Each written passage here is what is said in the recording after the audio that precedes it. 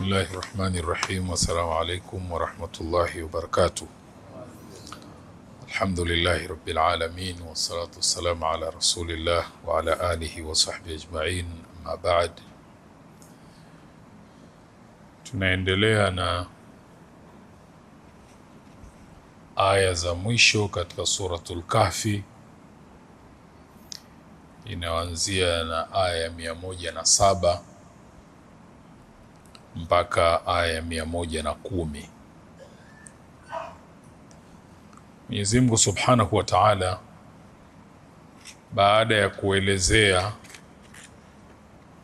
hali na mafikio watakayofikia wale ambao waliishi ulimwenguni wakienda kinyume na utaratibu na njia aliyotaka wanadamu wafuate, anaelezea sasa juu ya mambo na hali zitakavyokuwa kwa wale ambao watakuwa wameishi hapo ulimwenguni wakitenda yale mazuri anayoyapenda na kuyaridhia. Mwenyezi Mungu anasema, innal ladhina amanu wa amilu salihat kanat lahum jannatul firdausi nuzula, wale walioamini na wakatenda matendo yaliyo mema. Manake haitoshi kuamini tu, lakini kuamini na kufanya kile ulichokiamini. Hao walioishi namna hiyo, Mwenyezi Mungu anasema pepo ya Firdausi itakuwa ndiyo mafikio yao. Kwenye pepo kuna daraja ya juu kabisa ni hiyo Firdaus, na kila daraja moja mpaka nyingine, kwa maelezo ya Bwana Mtume sallallahu alaihi wasallam, upana wake ni kati ya mbingu na ardhi. Firdausi ndio iliyo juu, na juu yake hapo ndo kuna arshi, na kule kwenye arshi ndo kunakotoka ile mito ya peponi. Na kwa hivyo Bwana Mtume sallallahu alaihi wasallam aliwaambia masahaba, na tunaambiwa na sisi, fa idha sa'altumullaha, mkimuomba Mwenyezi Mungu, fas'aluhu alfirdaus, muombeni pepo ya Firdaus. Kwa hiyo Mwenyezi Mungu anasema wale walioamini na wakatenda matendo mema, mafikio yao itakuwa ni pepo ya Firdaus. Wanazuoni wakatueleza tafsiri ya imani, kuwa unasema mimi ni muumini, ieleweke vizuri ili ujikague kwamba je, mimi bwana nimo katika waumini?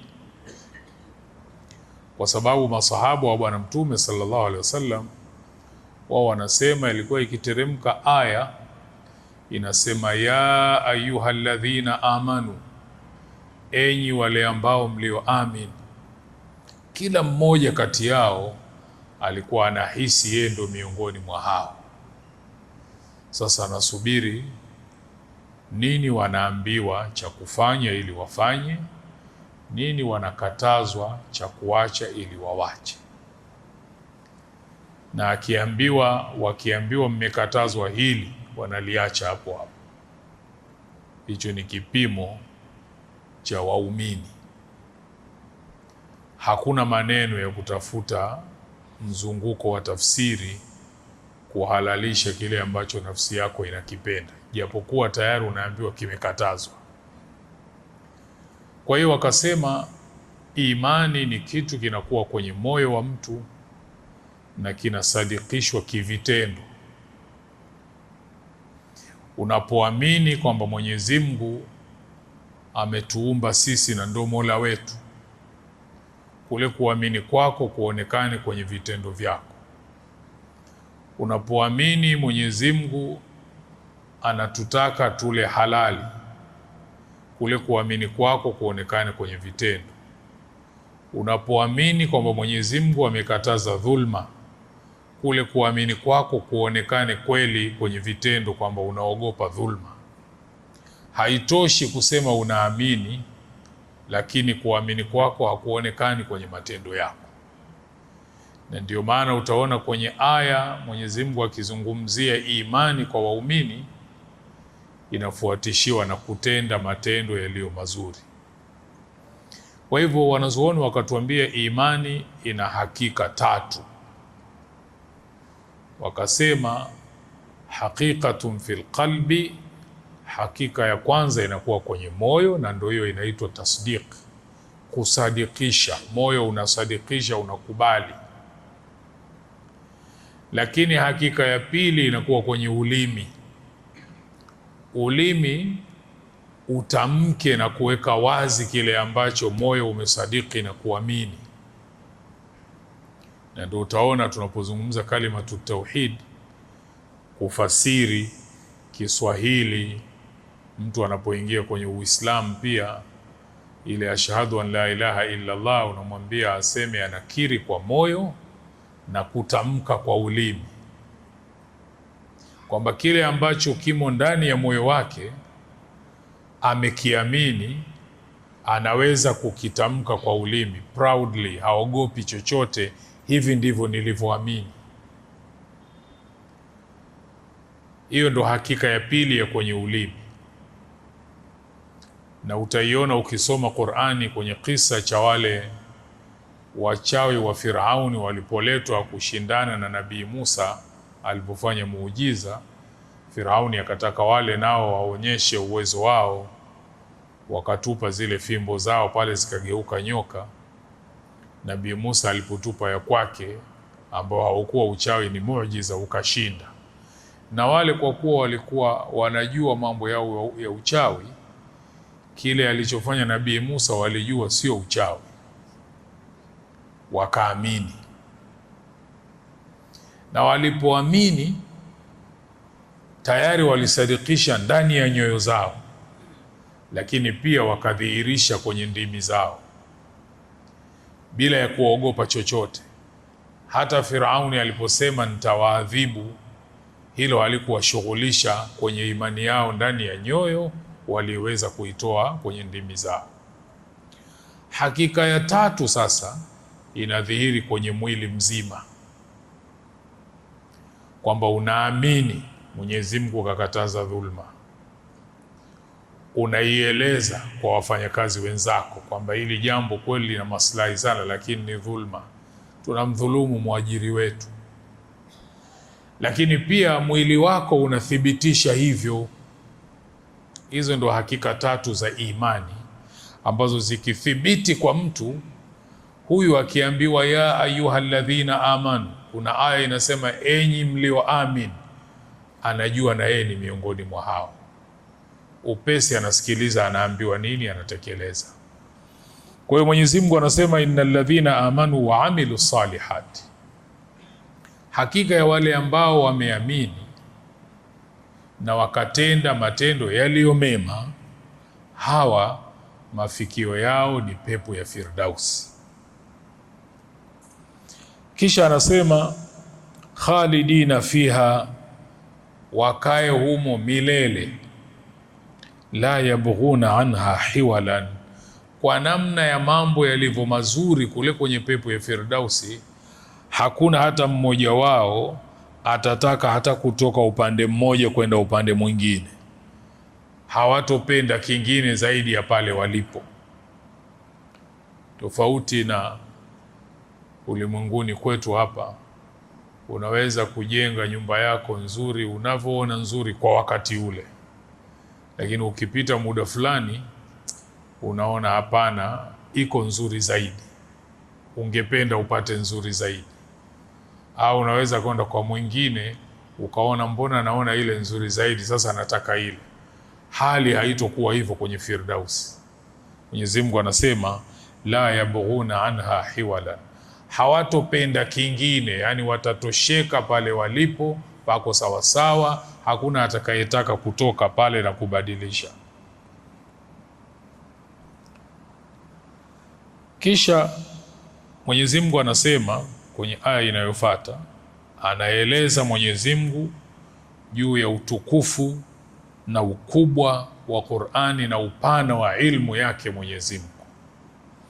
Anamwambia Bwana Mtume sallallahu alaihi wasallam, sema, waambie, qul law kana al-bahru midadan likalimati rabbi, lau kama bahari ingekuwa ndo wino wa kuandikia maneno ya Mola wangu, la nafida al-bahru, bahari ingemalizika ikakauka, kabla an tanfada kalimatu rabbi, kabla ya kumalizika maneno ya Mola wangu. Walau jina bimithlihi madadan, hata kama tuingeletwa mfano wa bahari, bahari nyingine na nyingine na nyingine, zote zingemalizika. Kwa hiyo ni dalili ya wingi wa maneno ya Mwenyezi Mungu na upana wa ilmu yake na hikma na siri zake, kiasi kwamba haziwezi kudhibitiwa na kalamu wala vitabu vya aina yoyote. Maneno ya namna hii pia yamekuja katika surati Luqman. Hapa ni suratul Kahfi aya 109.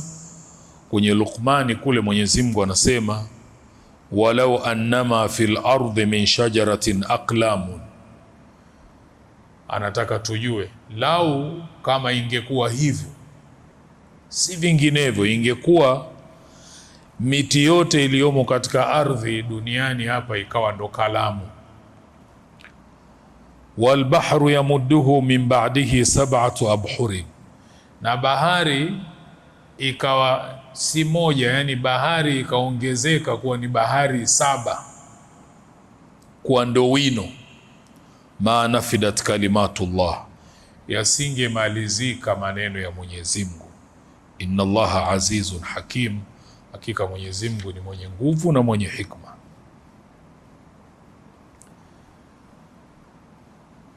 Kisha baada ya kubainisha Mwenyezi Mungu na kuweka wazi ukamilifu wa maneno yake Mwenyezi Mungu, anamuamrisha Bwana Mtume sallallahu alaihi wasallam aya inayofuata unyenyekevu,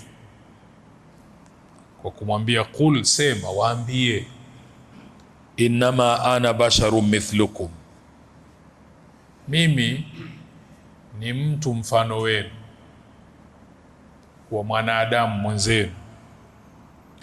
Yuha ilayya, nateremshiwa wahai, yani sina ya kwamba Mwenyezi aseme mimi mwanadamu mwenzenu, sina sifa ya umalaika, sina sifa ya uungu, wala sina elimu ninayojua isipokuwa ile alionifundisha Mwenyezi Mungu.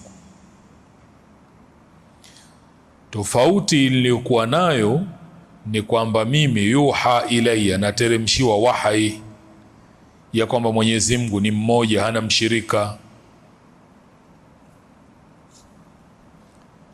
Nateremshiwa wahai annama ilahukum ilahun wahidun, kwamba Mola wenu ni Mungu mmoja tu. Faman kana yarju liqaa rabbih, basi yoyote yule mwenye kuamini kukutana na Mola wake, anayeamini kwamba kiyama kipo, atakutana na Mola wake, atalipwa kwa yale aliyoyatenda duniani, ikiwa mazuri mazuri, ikiwa kinyume chake atalipwa kwa namna alivyofanya. Falyamal amalan salihan, basi na afanye, atende matendo yaliyo mazuri. Wala yushrik biibadati rabbihi ahadan, wala simshirikishe Mola wake na chochote. Anaagizwa Bwana Mtume sallallahu alaihi wasallam aseme, kuonyesha unyenyekevu,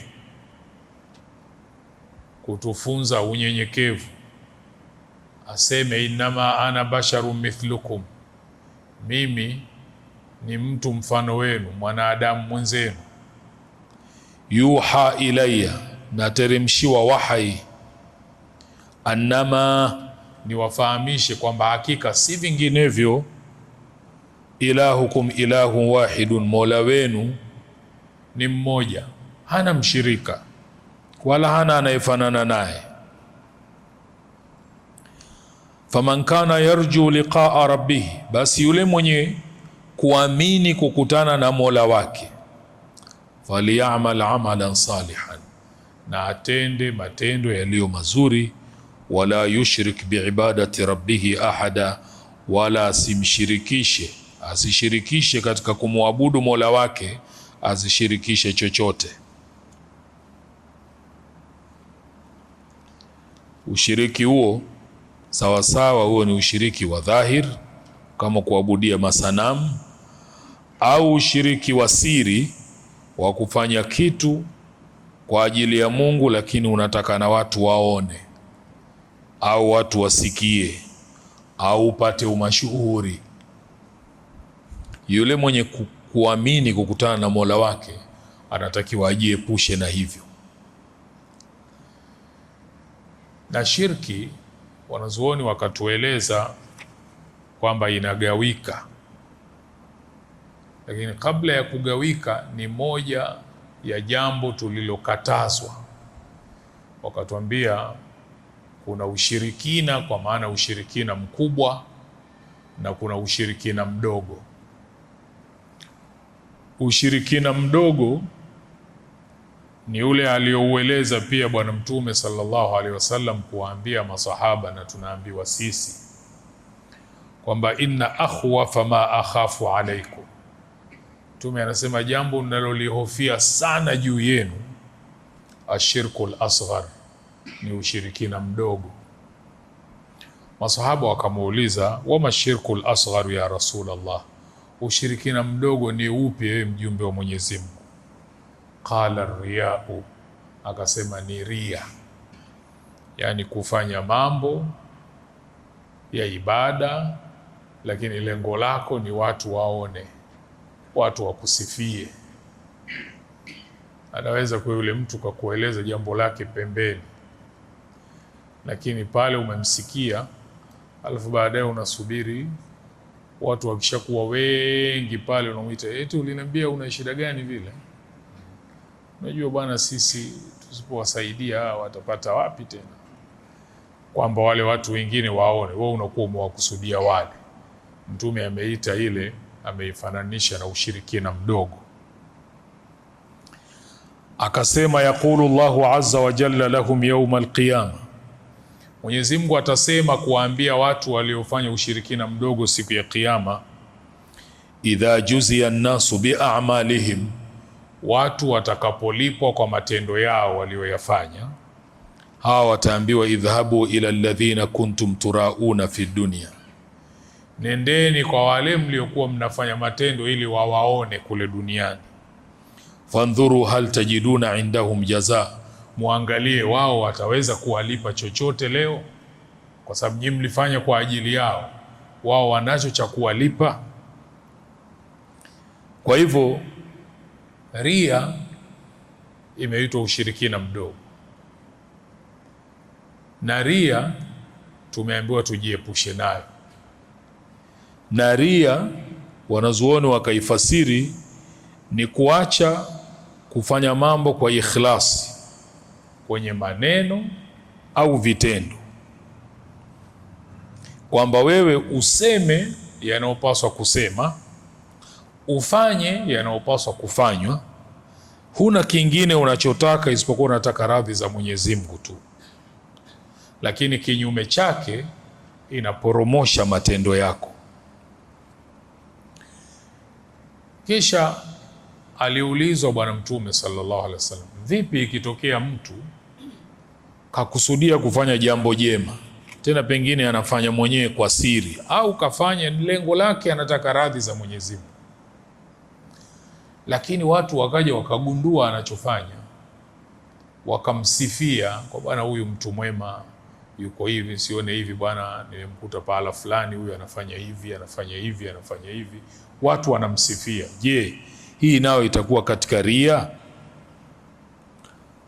Muulizaji alimwambia, ya Rasulullah, araaita ar-rajula ya'malu al-amala min al-khairi wa yahmaduhu an-nas alayhi, je, vipi unaonaje mtu anafanya kheri alafu watu wanamsifia, japokuwa yeye nia yake alitaka radhi za Mwenyezi Mungu na akakusudia kheri tu, hana kingine, lakini tulivyo wanadamu tumemuona, tunamsifia mwenzetu anafanya mambo mazuri.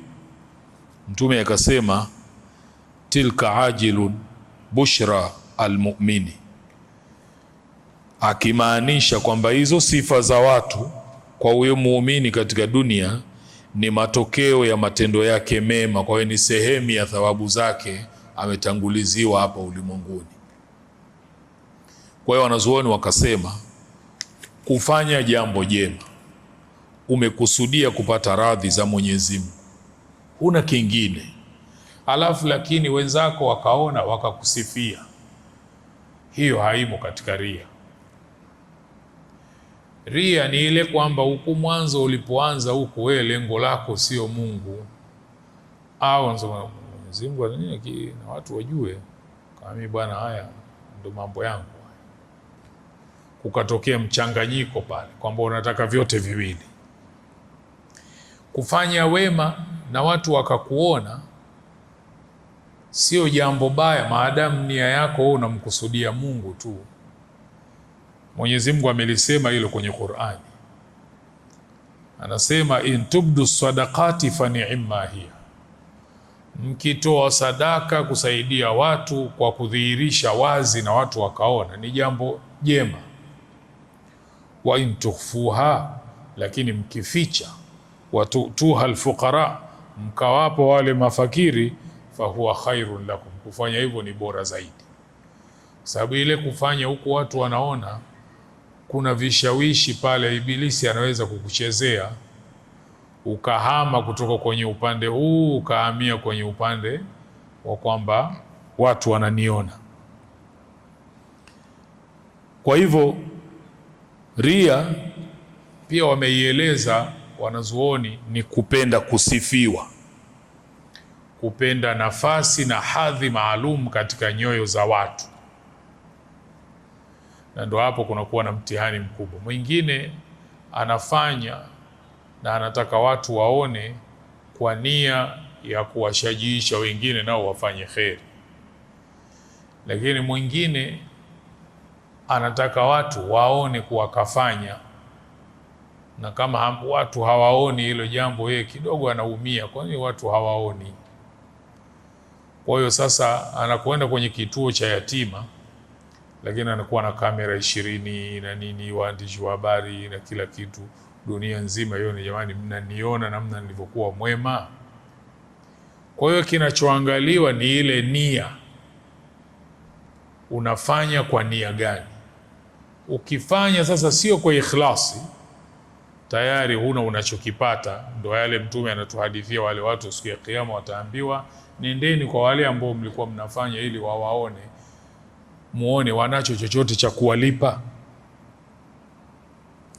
Lakini ikitokea mtu anafanya mambo mema, hakusudii watu, anamkusudia Mungu, lakini watu wakawa wameona wakamsifia, hiyo haiambiwi kwamba ni sehemu ya ria. Kwa hivyo ria hukumu yake ya kisheria ni haramu, haifai. Lakini wanazuoni wakasema kuna ria inaitwa khalis, yani ria hiyo haichanganyiki na kitu kingine. Wakasema kama hali ya wale wanafiki kwamba wao wakifanya wanakusudia watu tu, hakuna jambo la kumkusudia Mungu wala nini. Yeye anachotaka watu wamuone kwamba yeye anafanya kitu fulani basi.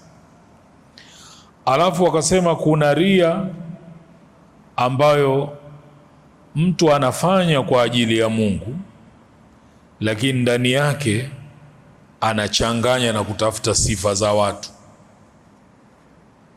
Yani afanya mambo ya kheri, Mwenyezi Mungu anataka tufanye kheri, lakini na watu waone, wanijue kwamba mimi bwana anafanya hivi. Hiyo wanasema inaporomosha amali ya mtu. Alafu kuna ria imeitwa khafi, ya siri.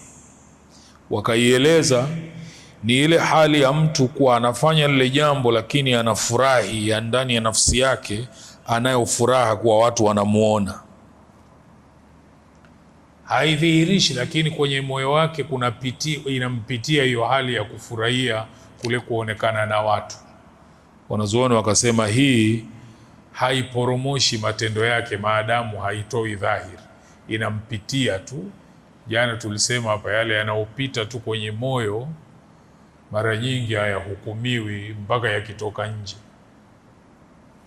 Kwa hiyo anasema aina hii ya kwamba anaona raha watu kwa wamemuona, ameona raha kwamba amefanya kheri, watu wameona, nia yake ni Mwenyezi Mungu, hii haiporomoshi matendo. Kinachoporomosha ni ile ya kufanya maalum kwamba sawa, hili jambo la kheri Mungu anataka nifanye, lakini pia nataka na watu wanione. Hiyo wanasema inaporomosha yale matendo yake. Dawa yake ni nini? Kasema wanazuoni ni kuhudhurisha utukufu wa Mwenyezi Mungu na kujikumbusha kila mara kwamba Mwenyezi Mungu anapokea matendo yanayofanywa kwa ikhlas. Kwa hiyo kila mara urudi huko, na wakatufunza dua kwamba usome Allahumma inni a'udhu bika, Mwenyezi Mungu mimi najilinda kwako, an ushrika bika, kukushirikisha wewe, wa ana a'lam, na ile hali najua, wa astaghfiruka, na naomba msamaha kwako, lima la a'lam, kwa yale ambayo nitafanya nisiyoyajua kwenye kukushirikisha.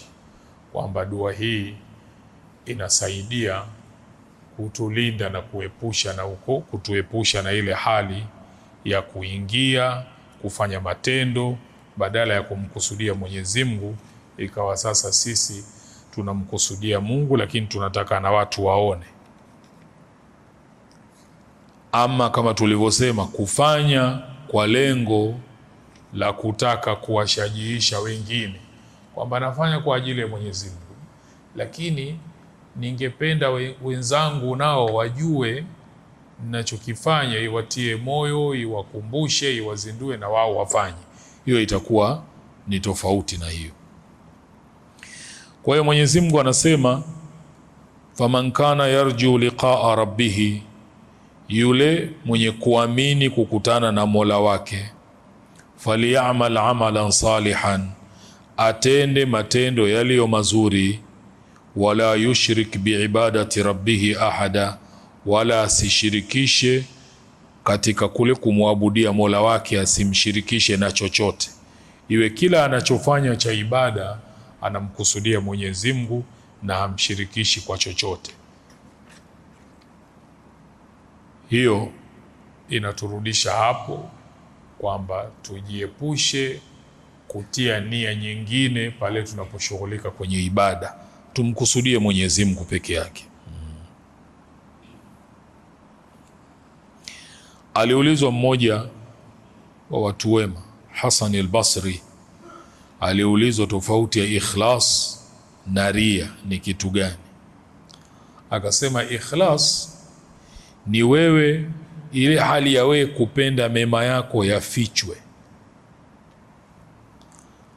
na wala hupendi yale mabaya yako yafichwe ili kusaidie kukimbia, kwa sababu mabaya yako yakidhihirika, yakiwa yanafichika, inaweza ikakufanya unaendelea kufanya kwa sababu watu hawajui. Lakini ikhlas ni kupenda mema ndo yawe siri, mabaya yawe yanatokeza, ili isaidie watu kuambia, bwana wewe mbona unafanya hivi, mbona tumekuona hapa. Yeye akasema hiyo ndio ikhlas. Na chochote kikidhihirika katika mema yako, basi useme hadha min fadlika wa ihsanik, Mwenyezi Mungu, hii ni kwa fadla zako na wema wako, walaysa hadha min fi'li wala min sani'i, na wala haya sio kwa kutaka kwangu mimi na kufanya mimi. Na ukumbuke maneno ya Mungu, faman kana yarju liqaa rabbih, yule mwenye kuamini kukutana na Mola wake, falyamal amalan salihan, basi na atende matendo mema, wala yushrik biibadati rabbih ahada, na wala asishirikishe katika kumwabudu Mola wake, asimshirikishe na chochote na yoyote. Kwa hivyo hapa ndiyo mwisho wa suratul Kahfi.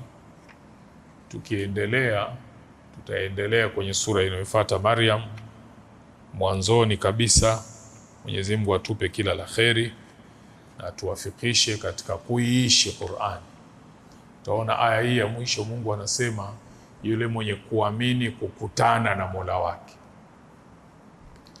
Wale masahaba na watu wema waliopita, hicho ndio kilikuwa kinawashughulisha zaidi, kwa sababu kama ilivyokuja kwenye aya, Bwana Mtume sallallahu alaihi wasallam alisema hivi, alisema nyinyi kila mmoja wenu, ma minkum min ahadin, hakuna yoyote kati yenu, illa sayukallimuhu rabbu, isipokuwa atazungumza na Mola wake siku ya Kiyama. Na akasema huyu mtu atakuwa akiangalia kulia kwake, hana anachoona isipokuwa matendo yake. Akiangalia kushoto ni hivyo hivyo, akiangalia mbele ni moto wa Jahannam. Wao hicho kilikuwa kinawashughulisha siku ile ya mimi kuzungumza na Mola wangu, nitakuwa kwenye hali gani? Kwa hiyo ikawa ni kitu kinakuwa ni kama kinawapa spidi ya kufanya mema na kukimbia mambo mabaya. Kwa hivyo hapa na sisi tunaposoma aya hii, faman kana yarju liqaa rabbih, basi yule mwenye kuamini kukutana na Mola wake, ambalo hilo jambo kwenye akida yetu, kwenye itikadi yetu lipo, na Mtume sallallahu alaihi wasallam katuambia tutazungumza na Mola wetu, tufanye matendo yaliyo mema.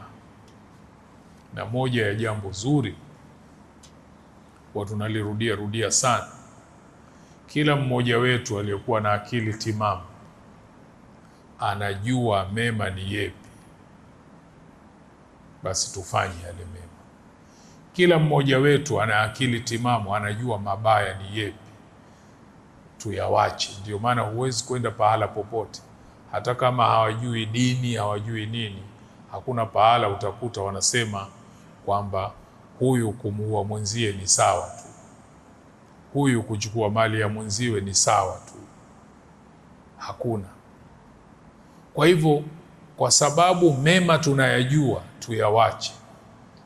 Siku hizi kuna mtindo wa mambo mema tuyafanye, kuna mtindo wa mambo mabaya yanapachikwa jina zuri ili watu wajihalalishie kufanya. Huyu anataka kuiba, lakini anapozungumza na wenziwe hasemi nataka kuiba, anasema nina dili fulani, na mpango huo bwana pale ofisini, mpango wangu ukikaa sawa basi tutakuwa tuko vizuri. Lakini ukifuatilia nyuma ya mpango unakuja kugundua mpango wenyewe kumbe wizi, lakini kaupa jina zuri. Kwa hivyo kubadilisha jambo baya ukalipa jina zuri haina maana kwamba hilo jambo litakuwa zuri, linabaki kuwa baya. Na wewe mwenyewe unajua kuwa baya, ndio maana unalipa jina zuri. Huwezi kusema kwenye sura yake, unatengenezea tu majina fulani mazuri. Ndio wale wanaoanzisha utaratibu wa kuwalipisha wenzao kuwatoza riba, wanasema bwana commission tutachukua hivi, lakini commission itakuwa hivi. Anaamini akiweka jina hilo itabadilika kwamba haitakuwa riba. Ili mradi tulichoamrishwa ni kufanya mazuri, sio mabaya kuyapaka rangi yawe mazuri. Mwenyezi Mungu anafungia kwenye sura hii, faman kana yarju liqaa rabbih, basi yule mwenye kuamini kukutana na Mola wake, falyamal amalan salihan, na afanye matendo yaliyo mazuri, sio mabaya kuyapaka rangi yawe mazuri. Mwenyezi Mungu atuwafikishe katika hilo. Billahi tawfiq. Wassalamu alaikum warahmatullahi wabarakatuh. Kama kuna maswali yale mawili matatu tutayapokea inshallah.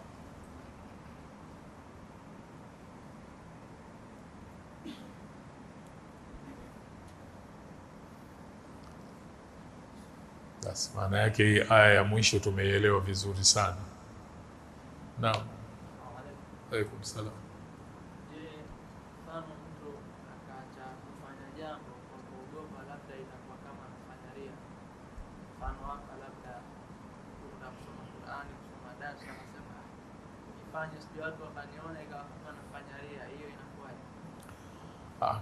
Kuna tofauti kama tulivyosema hapa. Muhimu ni kusachi nafsi yako, moyo wako. Wewe kile unachotaka kukifanya katika mambo ya kheri unakifanya kwa lengo gani? Sio watu watakufikiriaje, kwa lengo gani? Ndio kitu muhimu. Ukishajiridhisha kwamba wewe nia yako na lengo lako unataka radhi za Mwenyezi Mungu, unafanya sawa. Usitafute watu watanionaje, watu watatafsiri vipi. Wewe nia yako ni nini? Unafanya kwa sababu Mwenyezi Mungu kaamrisha ufanye, unalifanya lile jambo na unataka radhi zake. Ni hivyo.